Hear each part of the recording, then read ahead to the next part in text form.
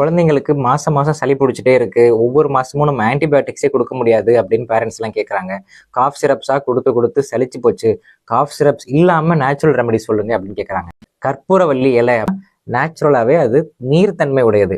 அதை நம்ம ஒரு வெசல்ல போட்டு ஹீட் பண்ணோம்னா நல்லா ஸ்வெல்லிங் ஆயிடும், நல்லா உப்பிரும். ஸ்வெல்லிங் ஆனதுக்கு அப்புறம் அதை நம்ம புழிஞ்சோம்னா அதுல இருந்து ஜூஸ் எக்ஸ்ட்ராக்ட் ஆகி வந்துடும். அதை ஒரு ஸ்பூன் கொடுக்கலாம். 3 years அண்ட் அபவ் உள்ள குழந்தைங்களுக்கு காலையில 1 spoon, night 1 spoon for 5 days கொடுத்தோம்னா இங்க தொண்டையில இருந்து இந்த இடத்துக்குள்ளதான் சளி இருக்கும். பெரும்பாலும் குழந்தைங்களால வெளியில எக்ஸ்பெல் பண்ண முடியாது. இந்த கற்பூரவள்ளி இலை எக்ஸலண்டான ரெமடியா இருக்கும்.